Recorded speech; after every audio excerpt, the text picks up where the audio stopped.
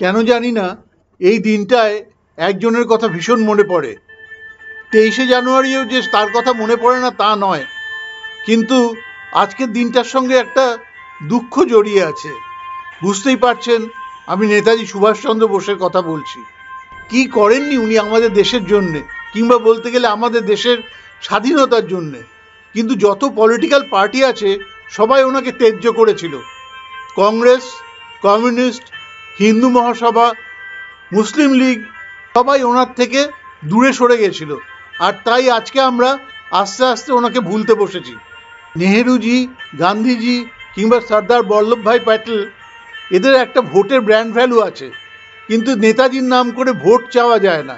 নেতাজির কোনো ভোটের ব্র্যান্ড ভ্যালু তৈরি হয়নি। প্রথমে শুনলাম উনি প্লেন ক্র্যাশে মারা গেছেন, তারপরে শুনলাম রাশিয়ায় কনসেন্ট্রেশন ক্যাম্পে ওনাকে মেরে ফেলা হয়েছে, তারপরে শুনলাম উনি আমাদের দেশে আবার ফিরে এসেছিলেন। আমার সাথে কানপুরে একজন ভদ্রলোকের দেখা হয়েছিল। উনি নেতাজির মৃত্যুর পরে ওনার জিনিসগুলো দেখেছিলেন এবং হলপ করে বলেছিলেন যে নেতাজি না হয়ে যায় না। রহস্যটা যদিও রহস্যই থেকে গেল।